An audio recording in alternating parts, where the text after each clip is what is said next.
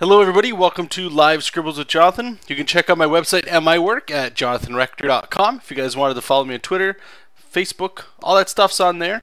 I would just put a recommendation out there right now. I'm not sure who's going to stumble on this video, but if you guys are looking to follow me on Facebook, or if you already are, I highly recommend you guys go to my fan page, which links from my website. I don't know how you guys find me otherwise, unless you guys just specifically search for me. But just follow my fan page because it's 100% anything related to what I'm doing, art, content, tutorials, fun things I'm finding online, all comic book and art stuff. A lot of the stuff that I post on my regular Facebook channel, I just kind of use it as a trolling thing. I just post when there's art stuff on there, but I also like to post information on a personal level that most people probably find offensive, whether it's my views on politics, religion, and my belief system in being a vegan, and things like that. So I just want to highlight this one more time. If you guys are following me and you'd like to follow me, especially on Facebook, please just follow my fan page, okay? Now the next thing I will jump out and say, well, I'll put this out there to get the questions going right away, and then I'll address something else. But everybody that's in the chat tonight, if you guys had any comments or questions, by all means, please ask it in the chat. All you have to do is be a member here at Livestream. Just put it into the chat in all capitals. That way I can see it when we're, rambling like we usually do, and we can go ahead and grab it. The next thing I wanted to address was last week was basically an all review show. There was no intentions of it being that way, and I don't want every show to be that. If you guys did want a personalized critique, I highly recommend that you head over to patreon.com/JonathanRector. You guys can follow me on there, and for $10, you get me for an entire hour. We can sit down, schedule a time, go over G-Talk, and I will break down way better, I don't say way better, but similar to what we do on the show, but, intimately, one-on-one. I can show you maybe how I would change things and stuff like that. And that's where I would recommend you guys, if you are interested in having my critique, like a really ripping the bones apart sort of thing, head over to there, schedule one in there, and we can fit you in and get you hopefully some information that you need. But I don't want to take away the critiques because I do think it's a fun thing to do on the show. So that means what I'm going to do is I'm going to create a new show. It'll still be through Livestream. I'm going to find a date. I haven't set anything in stone just yet. I will let you guys know next week on Wednesday when it'll start. So what we're going to do is 5 shows a month. And every Wednesday will be this. And then I'm going to pick another date, whether it's a Thursday or a Tuesday, something like that, around the same time, where we'll do the exact same thing for an hour, except I will just go over critiques. So, if you guys wanted to have a critique done for that show, please have them prepared. I'm going to, or feel free if you want to email them at me at Jonathan_A_Rector@hotmail.com. Again, go to my website, jonathanrector.com. Contact me. There's a my email address right there. Send all that stuff on there. Don't do it over Facebook, nothing like that, just through email. And please attach anything that you would like me to critique, as well as a little bit of background. What is it that you're showing me? What did you want to get from it? All that kind of stuff. Again, I'm going to try to get a form on my website so you guys can just easily see what it is that I'm looking for. And we're going to give it a little test run, see how it goes. So again, keep that in mind, and hopefully we can have some good times. Okay, so hello everybody in the chat. There was one question that was asked during the pre-show, and I just wanted to address it now. And this was by Ragin29. He or she was asking if it was difficult to do comics in Photoshop, because that's the only program they've gotten used to. So what we're going to do actually is I will open up Manga Studio. This is just what I like to use, but we're going to actually do this page in Photoshop tonight. Granted, all we're doing is pencils, so whatever. Just let me load this up so my voice doesn't get all crazy.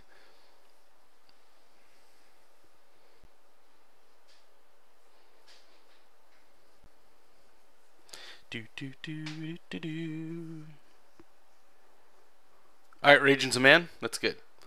Okay, so I first started doing comics digitally in Photoshop, not Manga Studio.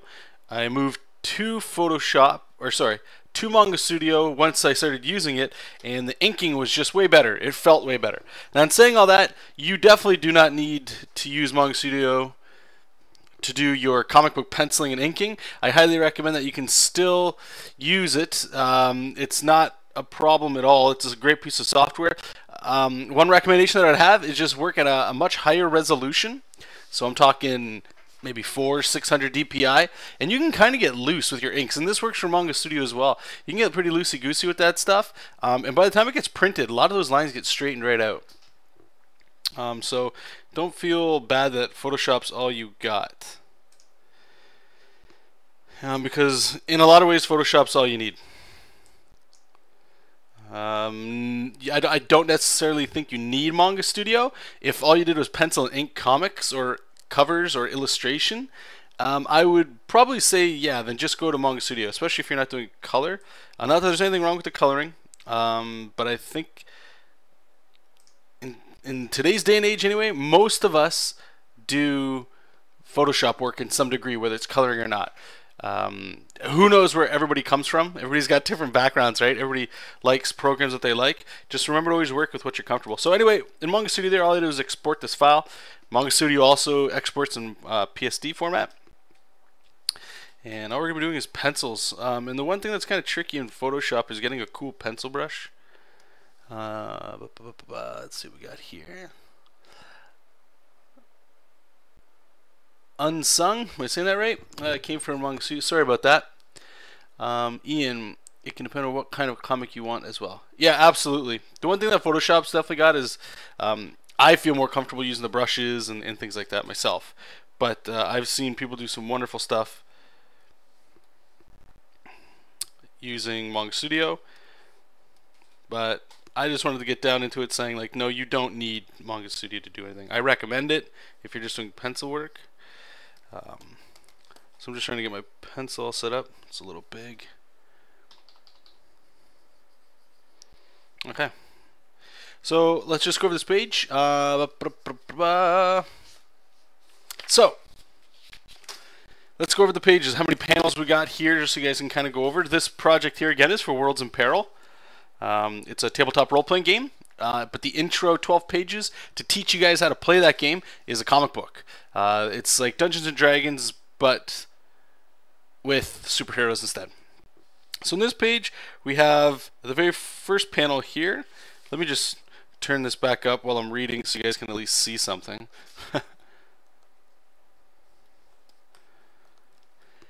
Okay, so in panel 1, we have a character who gets her attention drawn over to something to the side as a giant blast is about to hit them. Second panel is that character getting hit by the blast and flying into a car. Next panel is that character that just hit those things crying out in pain as the energy that hit her courses through her veins. Then we've got the main villain kind of shows up here. And it's a little bit of a smaller panel that I actually have that reveal. Maybe we'll change it as we go. It is a reveal, like I say, of a character, a villain in this case. So it's pretty important.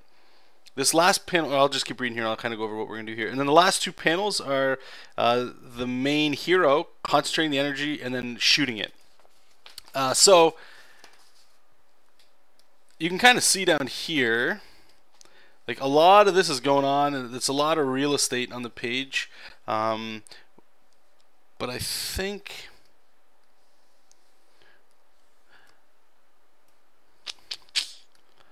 what we're going to do is we're just going to, I do have speech bubbles, but those are just ideas for placement. We're actually, I think, bring it all the way down here, just so I can have more room to play with that character that's in there. Let's just move some of this stuff around.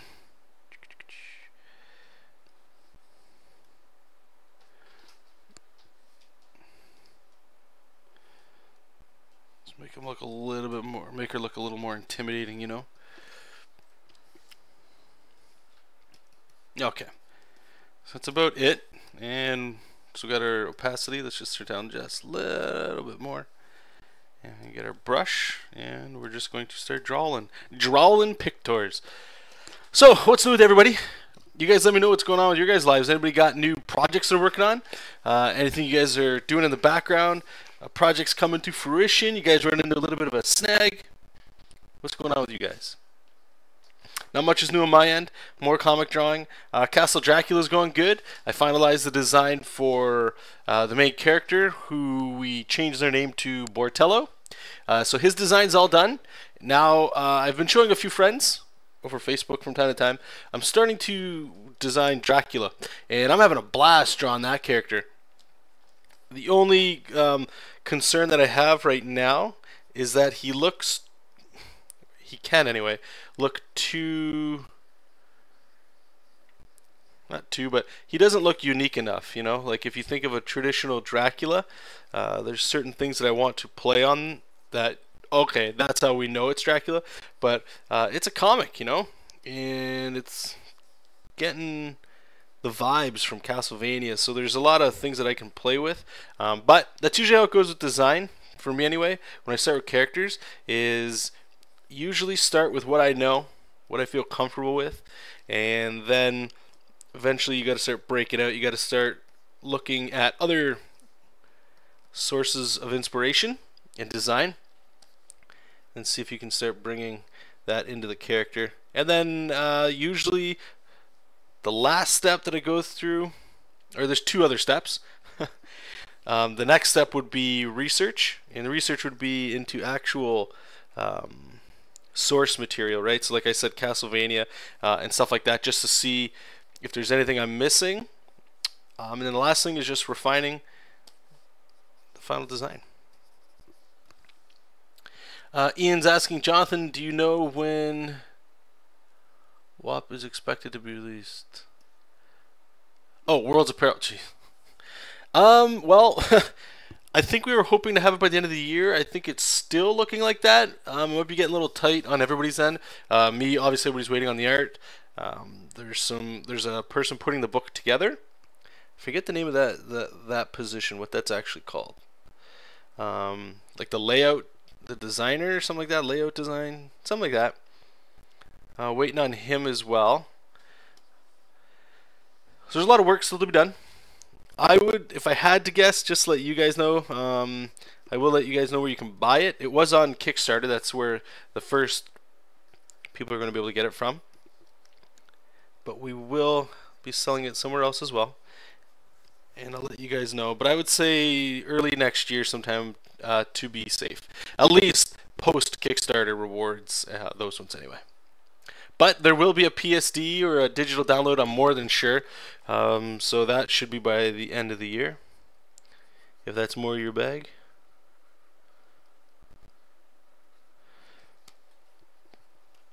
So, like, I don't really like this face. Like, it doesn't look scared enough. But what I'm doing is just laying down the fundamentals of the character. And then we can adjust, like, specifics later. So one thing I don't like is still doesn't look spooked enough. I want that hand almost up here, maybe.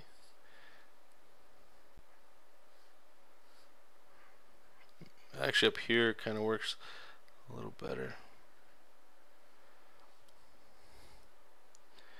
Just trying to imagine, you know, like if it was yourself, if you were about to get hit, you know, like somebody's going to hit you with a soccer ball or something.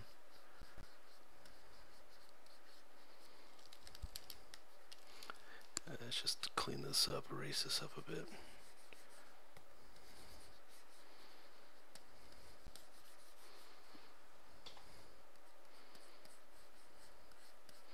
Let's get some ball shapes in there just so we can really push that foreshortening. This is a female character, so I'm gonna not give her an ass that big, but just gonna gesture where her body would be. I'd like to have a little twist in there, so we can start around here, pit of the neck. Then we're gonna bring the center line in like that. Now I'm gonna put these guidelines in here just to show where like the torso would be. There's also that twist where her breasts will line up. Then you got your hips right about here.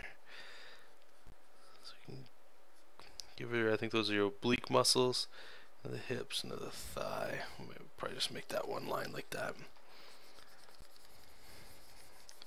So erase all that. We'll save her up. Okay, tons of questions. I love it. And if I didn't say off the beginning, I just want to say right now as well, thank you guys so much for coming in. I really appreciate this. I did a for fun stream, I believe Monday, maybe it was yesterday. I want to say it was Monday, and I had a blast with you guys. You guys, you know, I sit down, I've got like all this work to do, you know, and if I can come in here and have like a little chit chat with people, it just makes it fun. So thanks everybody that stopped by yesterday or Monday as well. Okay, Rajan is asking, I'm literally just starting to get into illustrating comics, but very rocky, but to a very rocky start. I'm trying to figure out how to make my comic not look like traditional comics.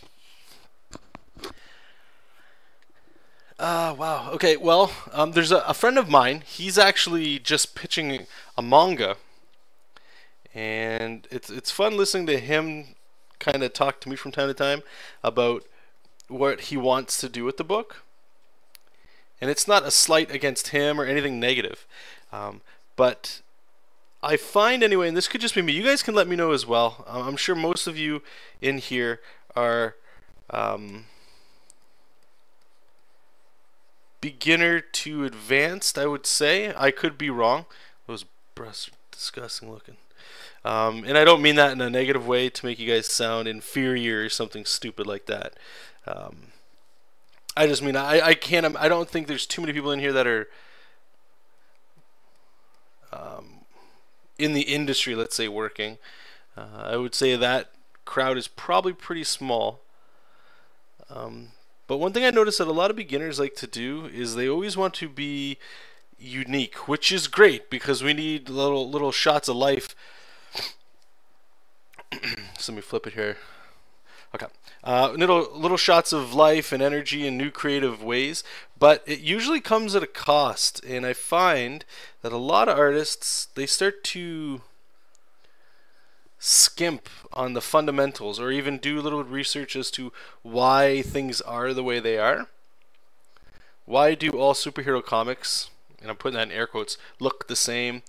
Why are the house styles of Marvel and DC, why do they all look very similar and stuff like that, right? Why is all this? Or why is all of that? And instead of researching into that, and you don't have to like the style, but instead of just looking into that, people want to start getting unique. Now, I'm not calling you outraged and saying that's why you're doing it. I'm just bringing this up because I just want to underline that a lot of people do that for the wrong reasons because they want to stand out. And just because you want to break the norm doesn't necessarily mean you'll stand out. It could, but it might be for the wrong reasons. You know, I'm assuming you just want people to read your book or books. So that would be good. You need to stand out of the crowd a little bit. That's fine. But all that's to say is there's no quick way to learn how to do comics. Keep asking questions, keep researching, and keep just every day sitting. Like, it's a time thing, guys. If I told you you'll get better by the time you die where you want to get, like, it's a very huge time commitment. And if you don't have the time to do it, I don't think this is the hobby even to do, let alone the profession. When I say it might not be the hobby that you want to do, you know, there's some people that treat this as a hobby, which is fine. But even if it's a hobby, you're probably still not going to get as good as you want to get unless you start putting in some serious hours in it. So even it as a hobby is time intensive. And then it's not to say you have to be the best artist on the planet, right? I'm just saying art takes time. Anyway, and you said you're trying to figure out how to make comics or make your comic look like non-traditional comics. I'm not quite sure how you would do that, but I wish you the best of luck. Ian's asking, Jonathan, if you had to highlight one thing on which you've improved greatly over the course of the year, what would it be? Well, my coloring jumps out right away. at my day job. I do a lot of concepting and things like that, and I've tried to spend some serious time trying to understand color theory and just how to make colors better. Like I say, if what I do, I'm the artist, the main artist, the only artist really, that's tasked with drawing things. Okay, so if there's a new game coming out that we have, I have to do all the design, the drawings of the characters and stuff, right? I have to sell a poster to people. I'm the guy that gets people to go, that looks interesting, and click, right? Like that's comics, you know, that's all that stuff. Anybody that does comics, if you're the artist, it's a very as glamorous as it can be. It can be nerve-wracking, man, because everything rides on you. Most people won't pick up a book unless the art's good. Even if the writing was phenomenal, still, most people won't pick it up. But if the cover looks amazing, there's a higher chance that people are going to pick that up, right? So you've really got to have your A game on at all the time, or at all time if you can. So I would say my coloring has improved big time over the last year. Now I understand things a little bit more. When I was looking up for like example, color wheel tutorials and stuff like that, still like, oh, you know, it's so much. The one biggest thing that I'll tell you guys, and I've heard to death, and I never really put it in practice, but you guys maybe have heard, or maybe never put it in practice, I don't know. I thought I was drawing in black. I guess not. I guess I'm drawing in a purple color. Let me just go here. The number one thing that I learned is our big game that when I got hired at the company, iDream Interactive, we're doing a match 3 game that's called Super Gem Heroes, okay? And I was always up around here, like pure saturation, like it's as bright as it goes. Maybe I'd go down here for shadows and stuff like that. Like, let me give you an example here. So we'll say we're gonna do a red square. Red's a real shitty color to work with too. So we're gonna go red, yeah, bright red, and then we're gonna go into shadows. So what I like to do is I'll come back down into a purple, you know, and it's like, all right, so we're gonna get that, and then maybe I want a highlight of the red, and it goes into the orange, right? Because that's only as high as I can go. I can't go white. If I go white on a red, because I've already got max there, right? Max brightness. If I go into this, it starts to drown it out, but this has a certain appeal to it, right? Like a lot of cartoons kind of have it. Super Mario Brothers, like a lot of their poster art looks like that, you know. Over the last, I'd say 3 months or whatever, I've just tried my hardest to stick with this, and now I can't not do it because it's just so fun to work like this. I'm always up here, maybe down here, and like if you got to go gray, you know, it's over here. All of in here, the middle part, it's like never really used. Now it's, oh guys, I'm telling you, it's inside there is like where the magic happens. So let me just do a blue one for you. So we'll say our base color is a blue like this, right? We're like, yeah, look at that. All right, now we're gonna go into shadows. So shadows usually go cooler. Okay, so cooler would start to go towards where we at. Blue, we're going green. Green's gonna start getting warm. So into the purples. Now, instead of leaving it here, right, we just bring it down, and you start asking yourself questions. That's the thing, always asking questions, and I find it always helps me anyway. So asking questions like, okay, the shadow color, is the shadow lighter or darker? Okay, so I'm just going to show you guys. So I'm going to pick my default color, blue. I'm going to go up a little bit. On the color wheel, this would be cooler, the purple. Is it lighter or darker? I'm going to say it's darker, so I just go down a bit. Is it more saturated or is it less saturated? Is it further away from us? If it's further away from us, then it's probably desaturated. If it's very close to us, it's probably just pure saturation, right? I'm going to say, you know, it's around medium, so we're going to say it's a little bit more saturated. And I'll just block that in. Okay, and then we're going to go with the highlight. So we pick, again, the base color, and it's getting warmer now, right? We're getting into the warm. So we're going to go into the light blue. Is that lighter or darker? Well, it's a highlight, so it's lighter. Is it more saturated or less saturated? Well, I really want it to pop, right? So we're going to go into make it more saturated. And like this just looks like more interesting, right? Like if I start blurring this stuff kind of together.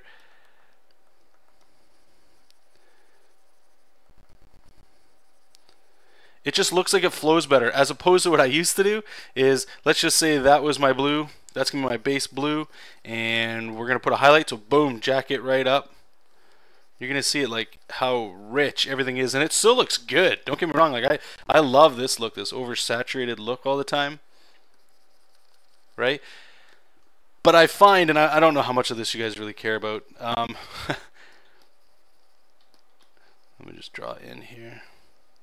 So as you can see, like, it's two different things, but the amount of range that you get out of this one that I did is huge, because like with this I can only push highlights and shadows so far. But with this first one, like, I can look at this. I'm still not even purely saturated, right? So I can even go higher and go boom, even more saturation, and just like maybe it's just like the rim here, you know? And it just gives it something. Whereas on this guy, you know, I could still do it. You're going to see it might look the same, but there's just more range. And the next thing here is if I just converted everything to black and white, you can see, maybe not, whoops, wrong one. New layer, black, white. So look at that. Do you see the difference here? This is the stuff I'm starting to understand finally. It's taken me so long to actually sit down and understand this. But this guy on the left, because everything's saturated, and I'm still getting this wrong. I want to say it's the hue or the tone, I don't know. But because it's all so bright all the time, it's so far to the right, it all just blends. It's just a chunk of shape. Whereas the first one we did, look at that. You can tell it's light to dark, right? Like, it has range in it. And it's really not that much. Like, if I just get the eyedropper, watch how much it moves around. Not much. And I still have tons of room to move around. Whereas this guy, like, it's so saturated. Anyway, I didn't want to beat a dead horse with that, but coloring, 100%, I've gotten much better at. The next thing I would say after that is, whoops, I selected the wrong thing. So we get my bearings back again. The next thing is figure work. I've been doing some private life drawing courses again from home. Of course, it's private. I'm at home doing it myself. Yeah, I've noticed improvements in just like starting with gesture kind of thing and like finding shape around there. So like this figure here, it's still very generic. Like, this could be any female that has this sort of body type. Let me just figure out the rest of this arm here. There's a lot of foreshortening going on here. So her breast is going to be kind of pulled up.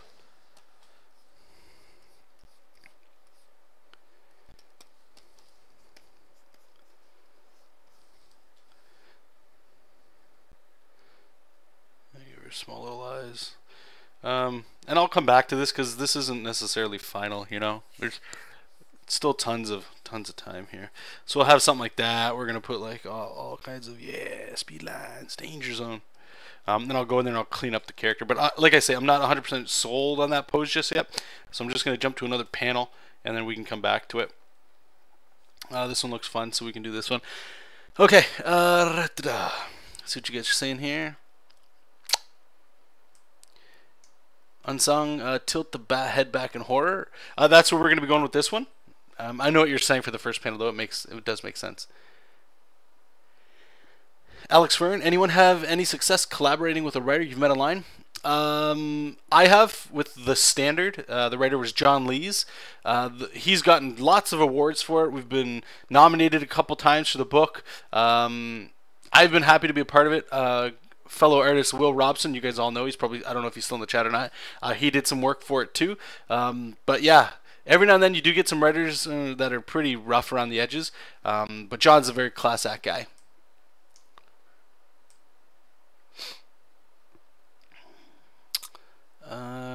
Let's just scroll through.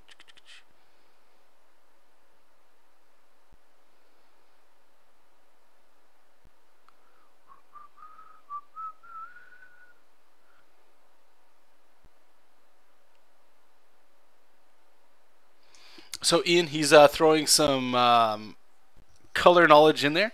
Jonathan, the lighter your color, the less saturated it should be. So what he's saying is that I should have gone in the other direction. Alex is saying, I should say as well, I am still learning all this coloring stuff. I do feel more confident in where I'm going with it though. But comments like what Ian's saying, I highly appreciate, because I'm understanding it more, so I can kind of understand the language a bit better. Alex Fern, Jonathan, have you ever tried messing with a wash look? Friendin has some brushes that I just downloaded and they freaking awesome. No, I haven't. And to be fair with you guys, I painted when I was in high school and hated it. I don't paint. The only kind of coloring I do is digital. So a lot of things I'm not even sure like how to practically do it, like watercolor and stuff. I love all this stuff, but all that good stuff. Okay. So I think I caught up. And again, if anybody had any more questions or comments, just leave it in the chat. No capitals. All right, so we got a screaming woman here, just getting destroyed here.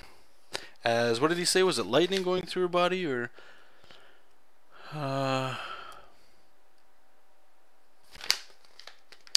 crying out pain as the energy courses through her veins? All right.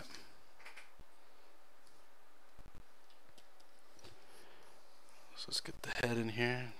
Brush a little too big. So see how much we're going to cartoon this up.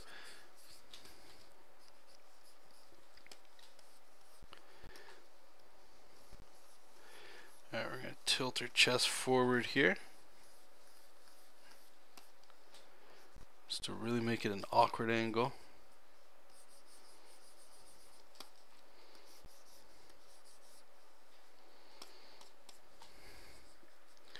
I think I gave one of her hands up here. Not sure if I want to put her hand. Well, gotta put something in there.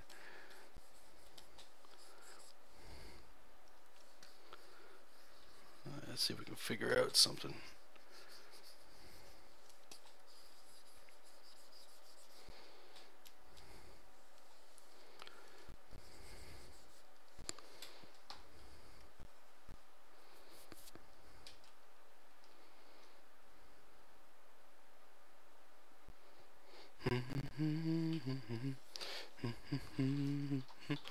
Alright, see if we can figure. Let's flip the canvas here so I can get some new ideas. Photoshop takes so long to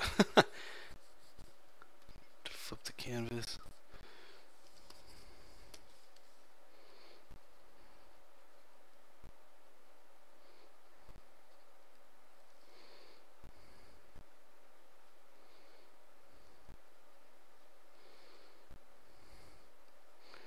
Let's put some landmarks for the face here.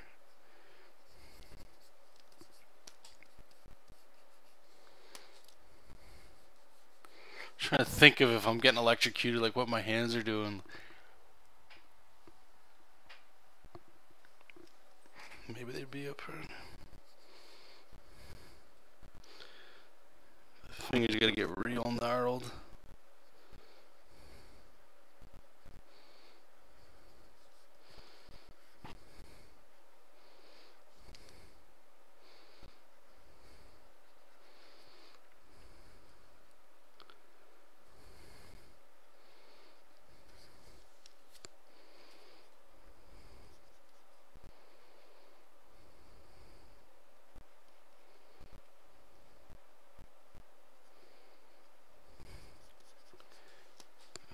See how this is looking.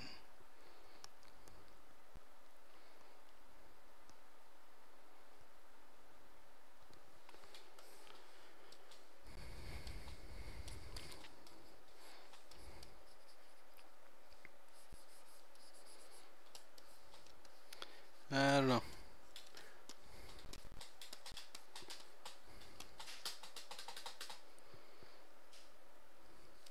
Alright, let's move into the face here. Give our brain some time to think.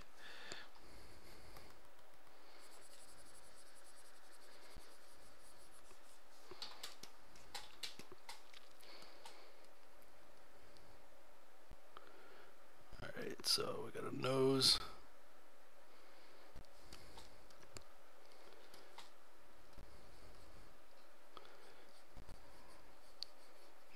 teeth would be.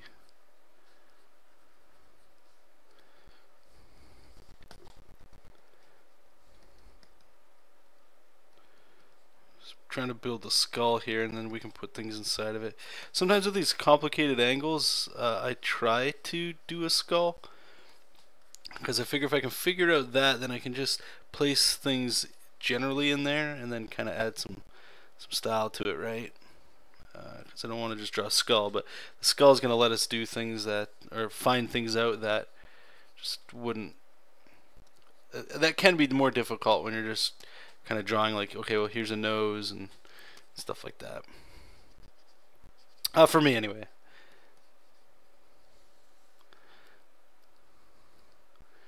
So we're tilting that back.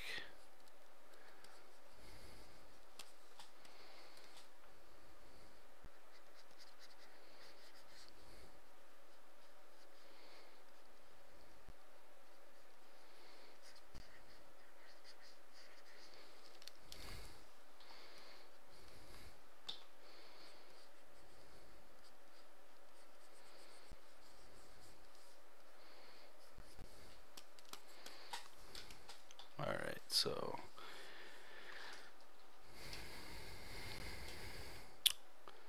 come on.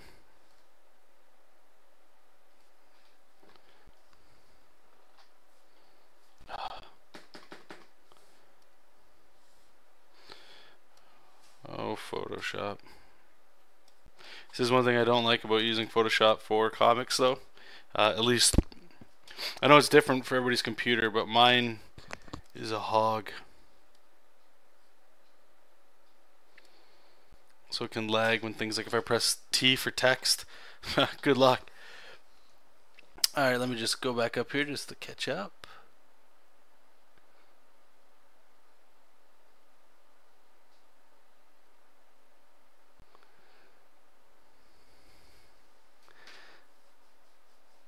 Okay, so I'm just going to check out... Oh, it's a YouTube video. Oh, no, sorry. Manny, if you want, I'm just going to give you a pass here. Please post it. That way we can kind of check how you did with the critique that we gave you, if it's the same drawing anyway. But just to reiterate for everybody, I will let everybody know very soon. We're going to introduce a 5th show to the month where we just do critiques. Lumagen Facebook is coming. Okay. Lots of good names here.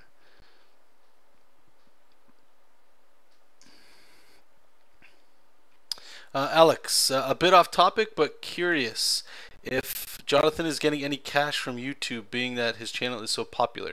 Probably rivaled only by Mark Crowley's channel when it comes to channel, but make on. Well, wow, that guy's got a lot of subscribers. I think I'm very close. If not, I've got about 9,000 subscribers, which is that's awesome stuff. I wish it was more. Just like everybody that starts to, as the channel grows, you get more people interested in it. But like I've always said, this was never meant to be, just like I'm sure it's not for a lot of people, this was never meant to be anything too serious. But once you start getting some numbers, it can tend to start to take over some stuff. But I know how I could get more subscribers, especially the easy way that I can think of is, sorry guys, just let me move all this out of the way. I'm just going to sort of save it, and we're going to redraw here. But is just by making more content, like more videos. Like, when was the last time I put up a YouTube video that was actually about something? Usually it's just these shows, and that's a huge problem for numbers and stuff. But I do make money off YouTube because there are ads on there. I make about 100, 150, maybe every 2 months. 2.5. It's slowing down because of exactly that, because I haven't been making any kind of videos.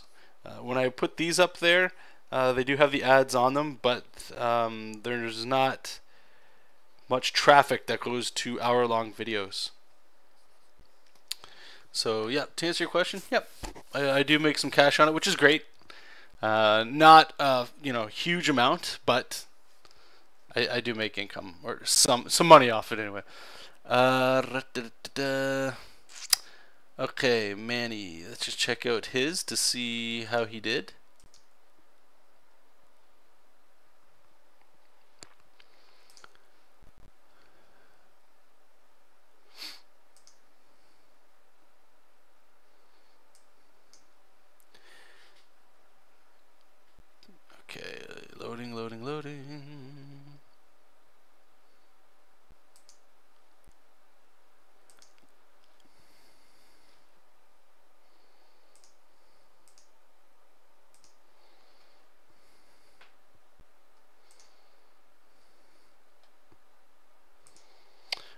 So let's go in here and take a look.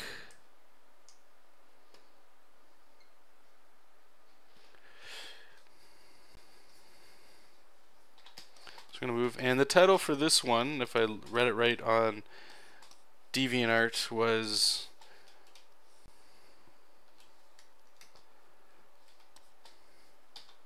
Robin Williams. Okay, so we're at the crack. I will say, good job on finally, or not finally, but adding some perspective to your work. However, your perspective's still wrong.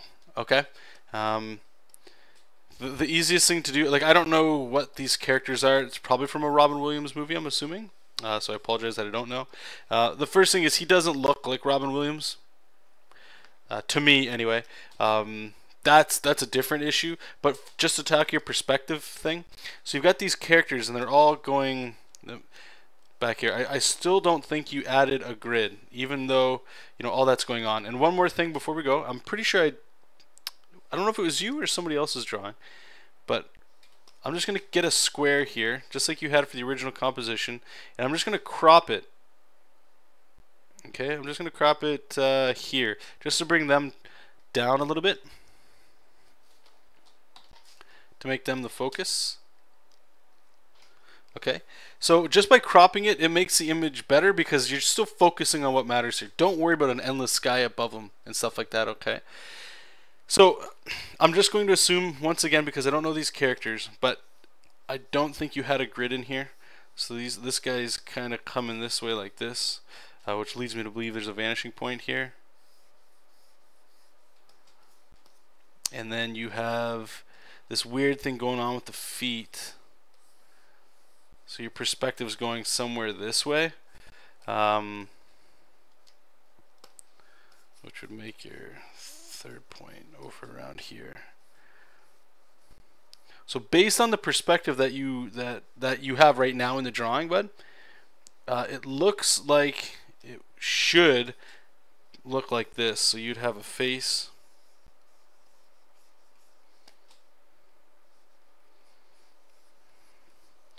And I'll try to keep it cartoony just like you had it. So his feet with a shoe. And then we already have that perspective over here, so you can just kind of copy those legs, following that perspective, and then you got an arm. Follow that perspective.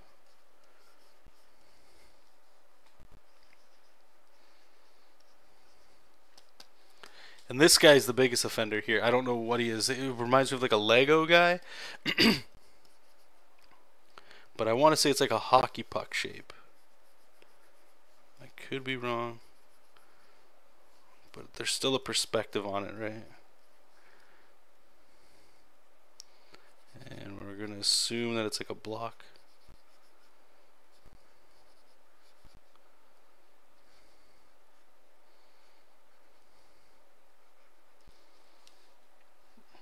Okay, so based on your perspective, that's where it should be. And this is what you got. Let's just move beside it. Okay. So can you see the difference in just adding that grid, what that does for you?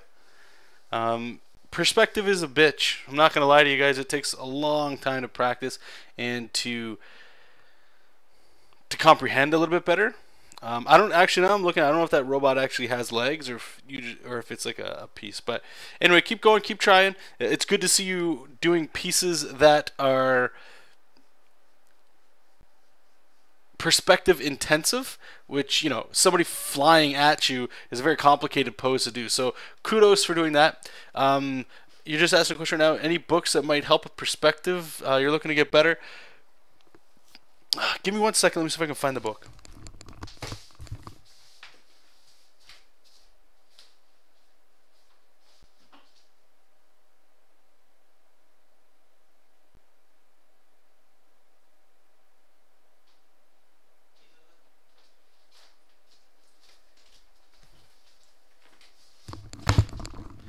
Okay, it's a book I bought. I flipped through it after kind of learning an perspective through another artist who taught me to comprehend a little bit.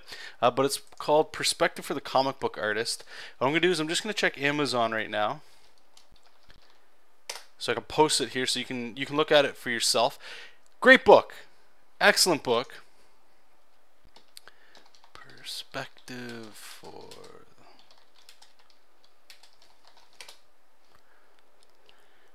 Canadian right now. You can get it new for like $17. So let me just move it over here so you can see it. Okay, so that's the book right there. Perspective by David Chelsea, I believe is his name. And you can go ahead and scroll through this, and it looks like it's the entire book, so you can kind of go through it. But right here, I probably skimmed right through it. See if I can go back. Okay, right here, if you can see, this is sort of the problem you were doing. Your image looked like the one on the left, even though you wanted to achieve something on the right. But yeah, definitely check this out right here. Perspective for Comic Book Artists by David Chelsea. Highly recommended book. He's even got patterns or paths at the end. You can just look, and it's like perspective grids. The other thing I can say while you're waiting to get that book in the mail, or however else you're doing this, is, like I said before, is draw this stuff, okay? Draw a circle, figure out a place that the eyes are going to roll to, and then put Joey in boxes, right? And boxes have no life. That's okay. That's not the point. Right? Give him a cylinder for his leg. Another cylinder for his leg. I'm trying to keep it very boring looking because it's easier to understand that way. Okay, that's great. And then put a center line too. What's the center of that chest? And follow it underneath, even though it goes under there, okay? Once you guys do this like a bunch of times. I mean, fill pages with just this boring page. And fight that urge to start getting dynamic with it. Keep it boring as F-balls, okay? The next thing you're going to do is start making him in easy perspectives, okay? So just do 1 point perspective. Get a horizon line, pick a point, and just do what we did for your picture there. You know, Once you understand perspective, this gets a little easier. And we're going to have a bunch of horizon lines and a bunch of plumb or vertical lines, whatever you like to call them. And pick a spot on there and make him again. Okay, so we're gonna start with his torso. So we got the front plane, goes back into the perspective. Then we've also got his pelvis.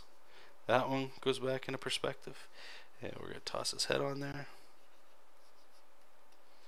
Right, and then we're going to put his legs. Now, this is the whole point of it. As you can see, if you're putting him right in the middle, now you get above and below characters, right? So his legs, even though they're straight, they're cylinders, but you don't do a cylinder like that. That's breaking the perspective. At this point, you're looking down on the cylinder, right? So that's how you would see it. And this gets drastic as you go down. Same on this side here. And then you just do the same with the arms.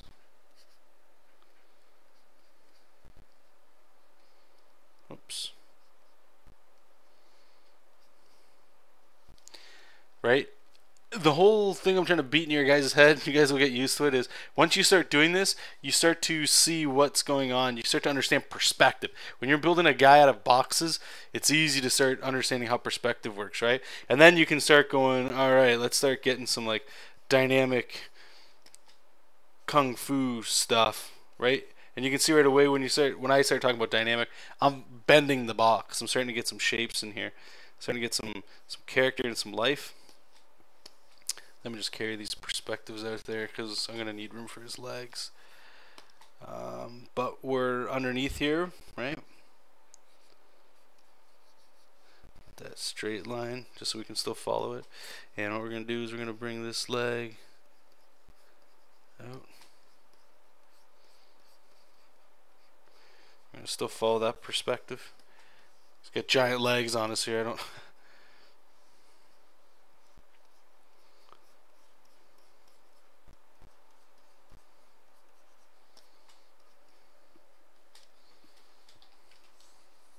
Like a Phoenix Wright thing. Ejection. You can follow this line right here that you already got to your perspective.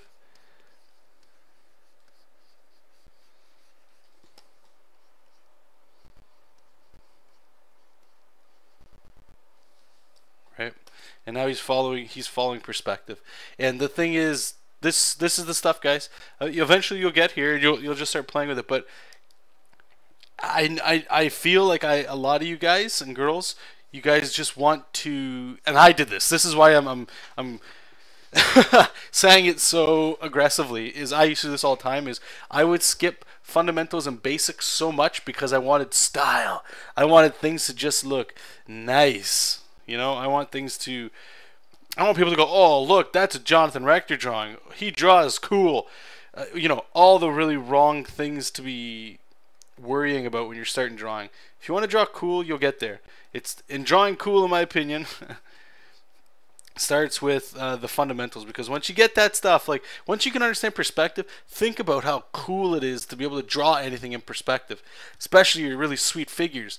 It sucks that you spend so much time getting like a cool figure down, you know, and it just looks wrong or something about it is off, but you can't see it.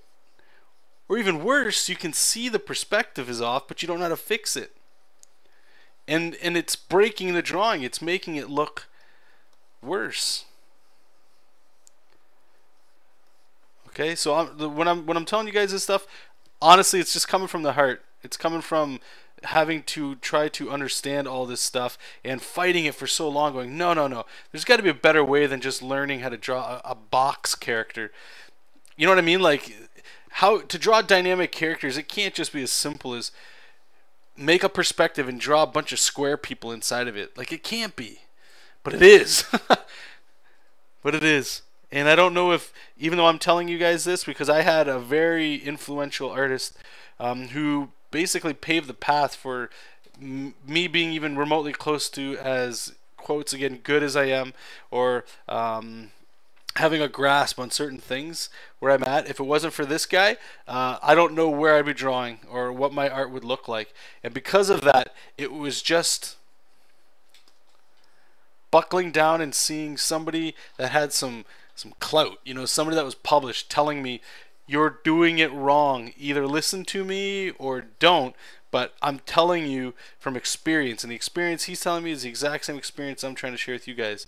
I've been there. I've tried to wrestle with it so much with basics that it's not fun. It's not. It's like probably somebody, I don't want to compare this to bodybuilding because it's stupid, but it's kind of like everybody wants a nice body, and even if you don't, you want to be healthy, right? Especially if you're drawing comics. It's one thing I still wrestle with, is trying to be healthy, because I'm sitting and drawing all day, and I want to keep drawing till I'm like old and crusty, guys. But something's gonna have to come along, because it's not I'm not able to fight myself on this, which is really sad. But those basics, I'm just telling you guys, you don't have to worry about showing your friends how cool you can draw Superman or Batman.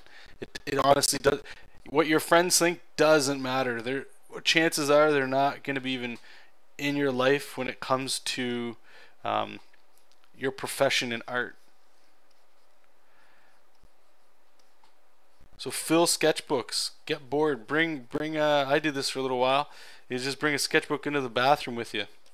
Some people read, play their Nintendo DS, do stuff like that. Do whatever you want, but every now and then, I'm just telling you guys, just bring in a sketchbook and just draw a quick perspective grid, and just do that. Put characters in that perspective. Draw a landscape with just simple boxes and stuff. Anyway, let me just scroll, because we got about 5 minutes left here. Holy hell, this flew right the frick by. Thanks, guys. You guys have helped me kill an hour. This is nuts. So if you guys had any quick questions, jam them in the chat. Ask it in all caps so I can see it. And we're good to go.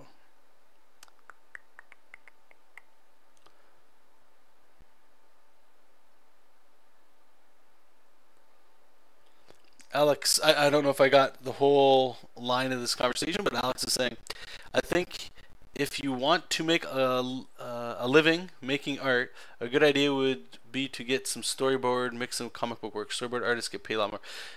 Most people, yeah, if you want to make like, and I'll just perpetuate the fear mongering. If you want to be a comic book artist for your profession, it's probably never going to happen. That includes working for publishers, okay? Now, it's saying that if you do work for publishers, chances are you'll have enough money to live and save, hopefully, you know? I don't know how rich of a lifestyle you'll have unless you're one of the big boys or the big ladies out there, and you know, your Jim Lees, your David Finches, your Rob Liefelds, your Todd McFarlane. Well, Todd McFarlane's in another stratosphere, really. But those guys are so rare. I think you would know by now if you have it in you. You know, and that's just a personal opinion. But you can still do art and make money if that's one of your goals, for sure.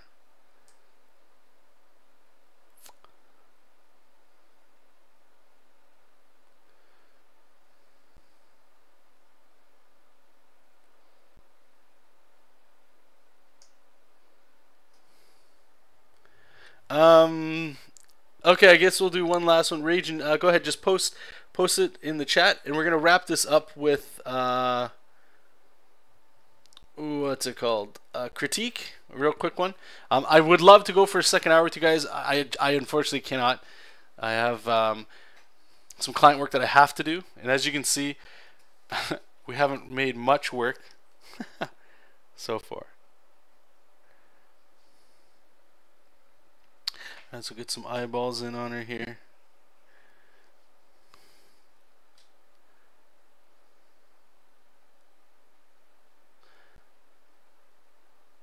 Ian saying he doesn't, Mongo Studio is just not for him, which is good, because if everybody was like in every single program, I don't know, there'd be no growth. I remember stumbling on, I don't even forget how, but just getting Mongo Studio for the first time, and it was refreshing. The UI was, oh god, I couldn't find anything. Ian, Jonathan, you must watch that coloring video. Could you post it again? I don't mean to make you guys keep posting things. I'm just gonna copy it here.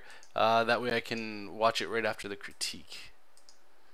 And thank you guys for even throwing stuff out there to help me. I really appreciate it. Alright, so we're going to take a look at some Pokemon. Big fan of Pokemon. I'll say it's Pikachu. Like, obviously, I just don't know if this is an evolved form or something. It looks like Pikachu mixed with another Pokemon. I'm not sure.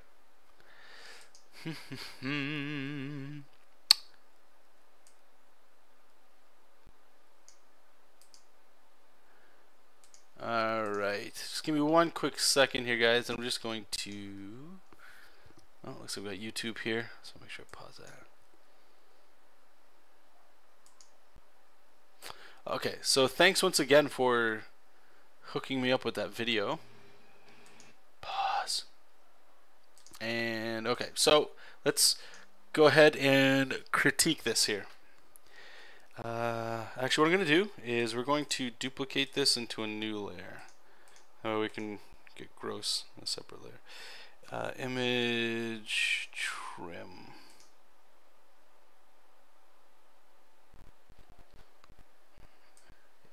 Image trim. And zoom to actual size. I don't know how. Okay, yeah, so it's pretty good resolution. Okay, so we'll probably do a little quick draw over. A lot of things are looking real slick here. I do like a lot of it. And please remember, especially when you guys are sending me coloring things to do critiques on, you guys can check out the coloring work I do. Take it with a grain of salt, okay? So, Pikachu looks good. I can't complain about Pikachu at all. The perspective on him looks good, clean, everything's fine. Looks good. The lighting I'm concerned with, and here's one reason why. You've got what looks like you use the dodge tool here. I could be wrong, but it looks like you use the dodge tool. Let me get a. There's nothing really wrong with the dodge tool, just all these brushes. I don't know. There we go. So all that dodge tool, that highlight, if that's what you're going from, the only thing I'm assuming that's coming from is this lightning here. But you've also got the lightning here, but it's casting no highlight anywhere on him that's like that. Okay.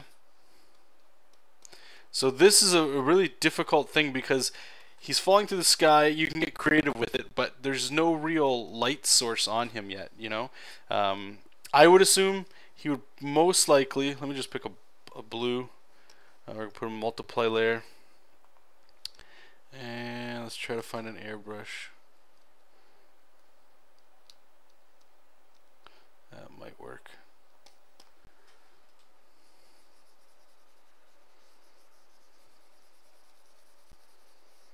What I'm doing is I'm just pushing him into the background, or not in the background, sorry, pushing him into the foreground based on the lighting,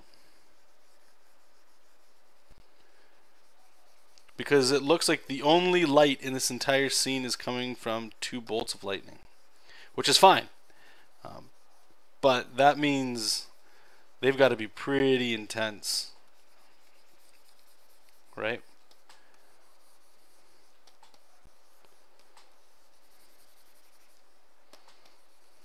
I'm just going to move this black around kind of in the background.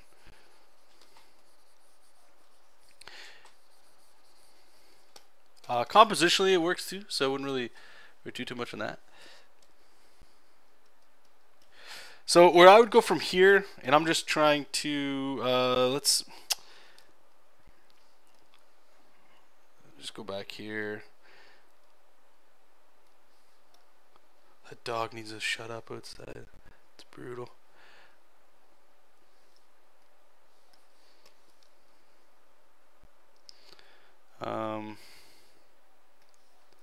I don't have any brushes on here for coloring. Let's see what we got here. Brushes. That's what we want. We need to turn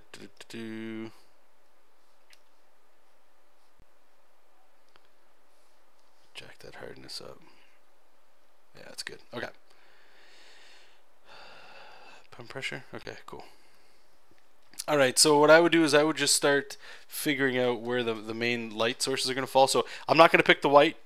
White is probably a bad idea. That's going to be the extreme highlight. Let me just cut some of these lightning bolts back in.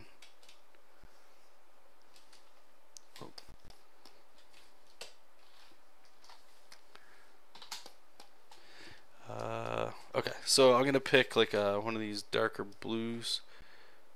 Maybe up here. And what I'm trying to do here is just build the light up. So let's figure out what we got here. So his arm is behind him, but it needs to have quite a bit of light on it because it is getting hit by that lightning.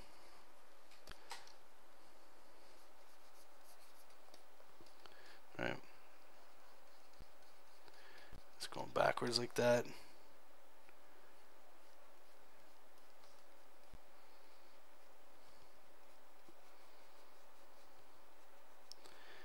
And his head. Just trying to find the rhythms where that light's going.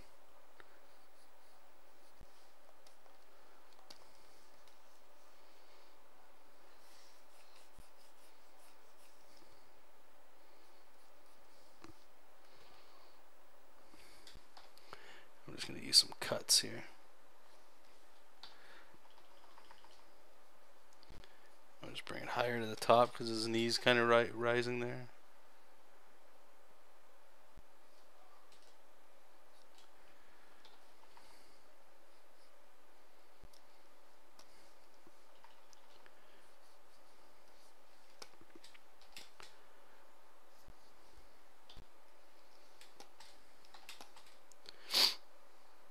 And all I'm trying to do here is just, you guys can see what I'm doing, I hope.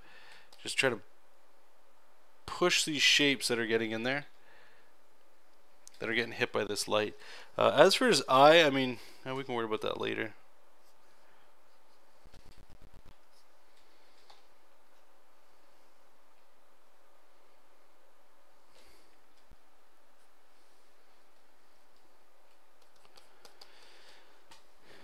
Might be a little on this leg as well.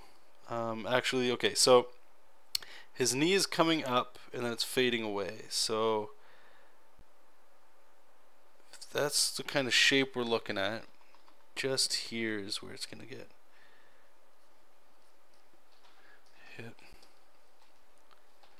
I see what you did here with the lighting. That makes sense. To have his foot kind of down there. I'm not going to worry about this tail thing going on. So the next stage I would do here is, this is where I would pick that white. That I don't even think I would go white. I'd probably use this light blue you had.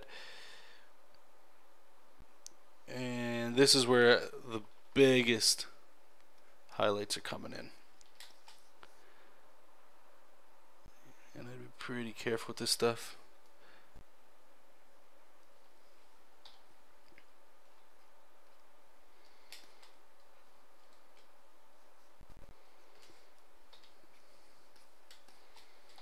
Get on his big little belly here.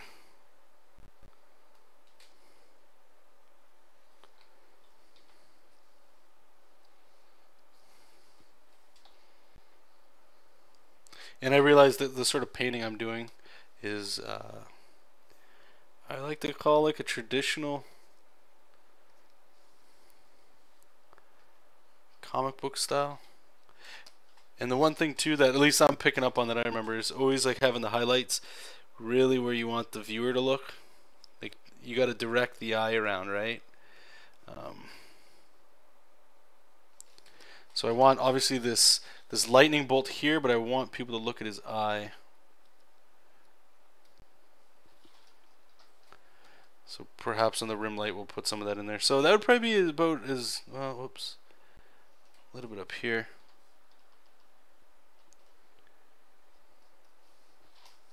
That might be a little much. And then we're going to do the rim light. Now the rim light, this is where I would just change it up a bit. So you've got all this blue down here. It's going to flatten it out. What I would probably do, and I'm actually going to change up your drawing here, so I apologize. Hopefully you don't get too upset with it. But what I'm going to do is I'm just going to pick color back here, and I'm just going to push this lightning, just by darkening it. I'm just going to push it into the background. Right? Even though lightning is very bright, as it should be, it still reads, remember when I was talking to you guys about that saturation thing? It still reads as lightning down there, right? Definitely reads as lightning. And I'm just going to make a quick layer, and we're going to put like an opposite light, like this is the rim light. So is he jumping into fire? Is there like a fire that's going on down there? Something like that. I don't know. So let's go ahead and just pick an opposite color here. So I'm going to pick one of these lower blues and just kind of go into the orange. Gradient.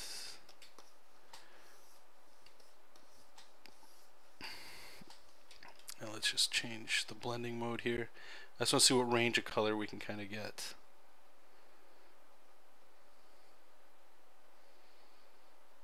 And blue and orange is such like a overused sort of thing. Like you guys can check any video game cover, Gears of War, Mass Effect, all that stuff. They always use blue and orange.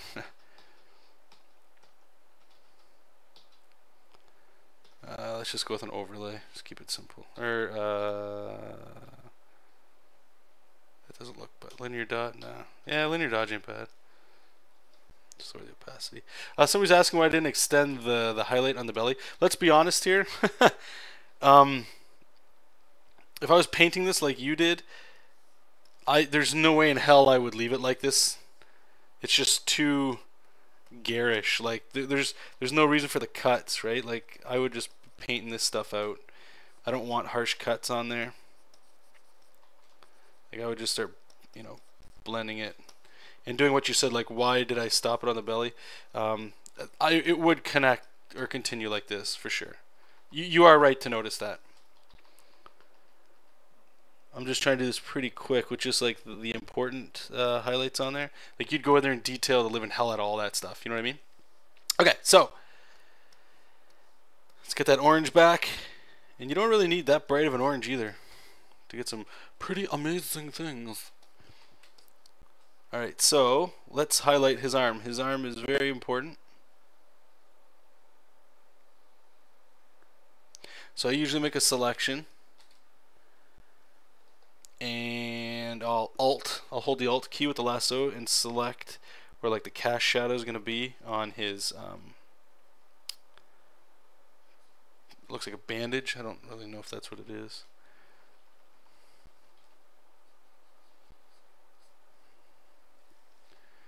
And then we're going to go ahead and just start wrapping that stuff in. Just press a little harder, get a little harder highlight on that. But like I say, actually I probably shouldn't have done that arm first. I just look really cool. I wanted to I wanted to do it. I don't think Pikachu has a nose, so I'm not going to do that. But the eyes are where I want the viewer to see, right? That's where I want people to look. So if you got the light coming from below, that would be in shadow. Yes. So that would be highlighted.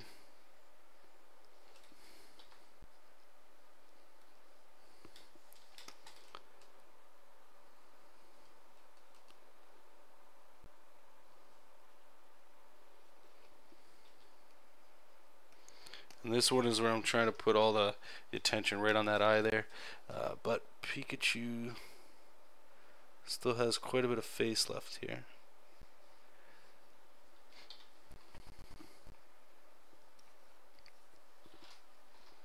So I just zoom out so you can kind of see already what's happening, hopefully. You can kind of see, you know, all these shapes in here that we had lost, we can bring back now.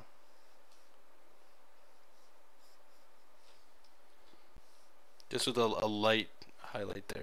We don't got to go too crazy with it.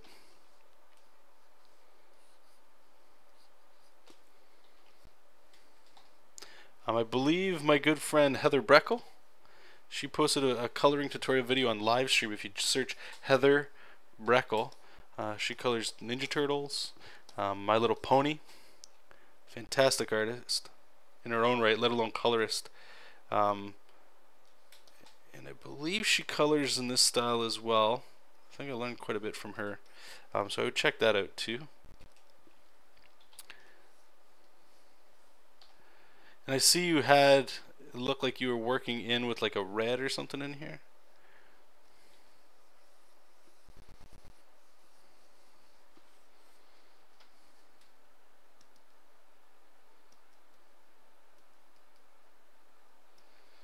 And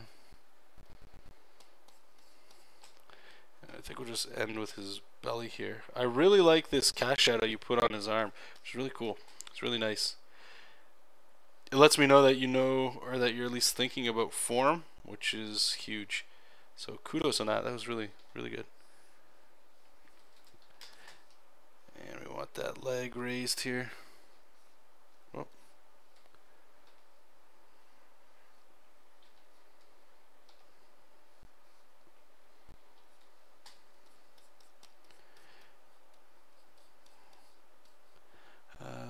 There's still some other areas I'd put shadow. I think I would go in there, but last little spot we're going to do is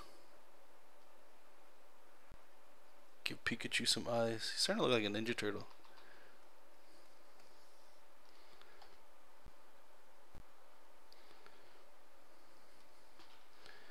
And I'm not going to use white if I don't have to. There's an illusion that you can get away with, like using white is fine, but you can actually pull from other colors like this blue. I'm going to put this blue,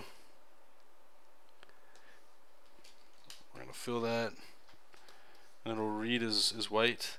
And then down here I'm going to use that light orange for the second highlight here for his eyes.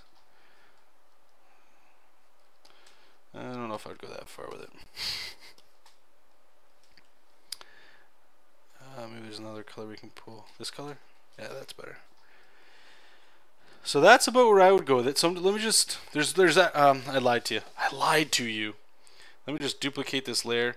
The last step I like to do on paintings, let me just change this to black so you guys can see a little better, is over here there's like this black and white cookie, I like to call it. If you click that,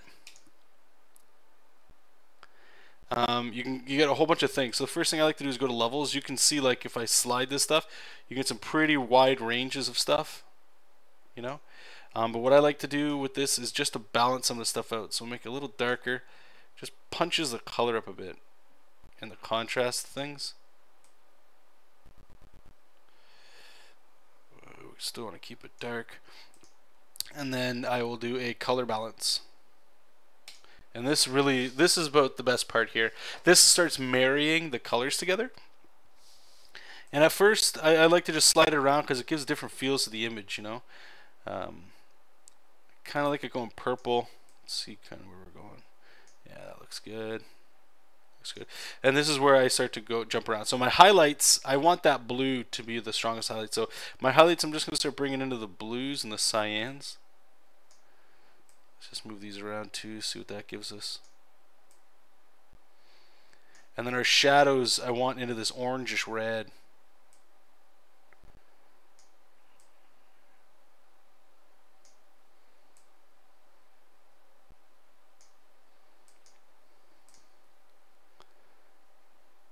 Oops. Did that seriously just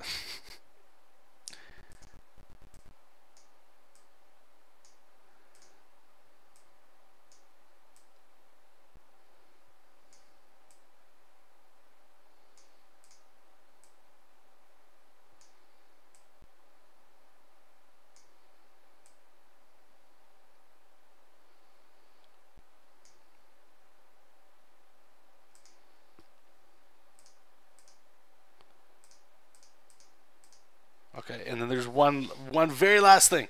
I know I keep saying one last thing.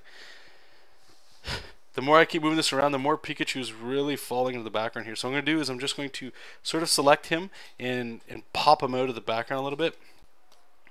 So we've got a lot of light color here, but what we're going to do is just select his imaginary belly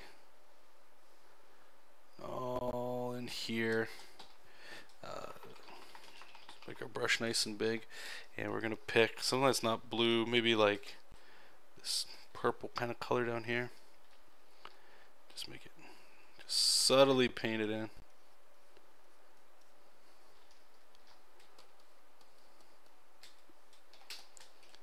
And then do the same down here.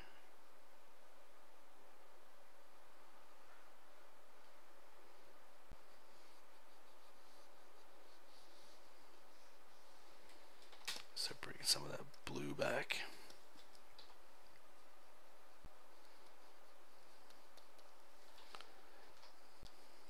Okay, so if I just turn it off just so you guys can kind of see. So there he is, without it, and then with it, it smoothens the detail around him so that the complicated thing like him pops, because you don't need all the detail in the clouds. Right, so there you go. So we have that. I'm just going to merge all this together, and then I'll turn it on and off so you guys can see the two compared to each other. But like I say, the initial drawing I think is great. Like, you got the form and the structure, and Pikachu looks great. Not a single problem there. I would just like push certain things. So here's the original. Okay, and then here's the paint over. Original, paint over. So looking at this one, all I did was try to put a little bit more atmosphere in there. So I darkened Pikachu up to put him in the environment, because right now he just looks like he's too bright. Like, he's brighter than the background is, and that lightning is not really affecting him at all. So I darkened him, and then I just used the light that you had. I pushed the lightning in the background back as well, just by darkening, literally using dark blue, and just lightly with an airbrush painting over top of it, and then just moving around with the light sources over top. And arguably, I mean, this, you know, he probably still doesn't look 100% like Pikachu. Let's just pick this, and let's just see if I can bring some yellow back in. Maybe just the spots that need it. So I'm just using the airbrush to paint over them. I don't really know how this is gonna.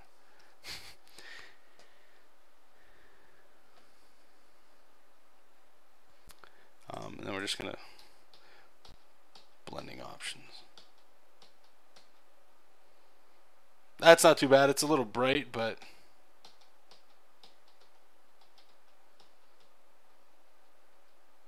anyway, you can always just jump this stuff around. Anyway, so one last time, original, and then paint over. I feel like this one looks more like a Ninja Turtle. Oh god. Anyway, no, so thanks guys. I'm gonna wrap this one up. Just give the whole big shebang again. I want to say thank you guys for stopping by, giving me an excellent time here. Hopefully you guys enjoyed the show as well. And there will be a 5th show added. I will let you guys know by next live stream. I'll most likely make an article on my website with a forum. And all the forum is saying, I'll just tell you right now what it'll say is, please include this information, and here's my email address. Send that to me. And then we can go over on the live stream, still the date to be determined, and just do exactly what we did right now, okay? Excuse me, but if you would like an in-depth one-on-one conversation and a critique, head on over to patreon.com. And I believe it's $10, and that gets you an hour. We can schedule a time to go over some of your work or a certain piece. I can give you, it's just more direct. It nails it down. It gets exactly what you guys want. So if you're interested in that, by all means, thank you, and check that out. And you guys can check out my website on my work, jonathanrector.com. You can follow me in all sorts of places. And again, any kind of help, financially supported help would be fantastic. So if you guys want to head over to patreon.com/jonathanrector, any donation you guys make there, you do get access to the free brushes that I do have on Manga Studio 5. They're pencil brushes. And you can cancel your subscription at any time. And until next Wednesday, from 8 p.m. to 9 p.m., you guys, I will see you then. So keep reading comics, keep making comics. Toodaloo. Hey guys, just real quick, I just want to let you guys know you can find me at patreon.com/Jonathan Rector. All your financial support there goes directly back into making more content for you guys and you ladies out there. And remember, you can always cancel your subscription at any time. And if you are one of my Patreons, thank you so much. Your help gets me closer to making my personal comics and my dreams. And my dreams come to life. Seriously though, head on over there if you guys are interested. And anybody that gives any money at all, if it is something that you're interested in, you do get access to my pencil brushes that I use in Manga Studio 5EX for free. And there's 5 of those guys. So subscribe today if you're interested in it. Share if you're not. Maybe one of your friends might be interested in it. I appreciate all of it. Thank you again, and enjoy the video. Bye.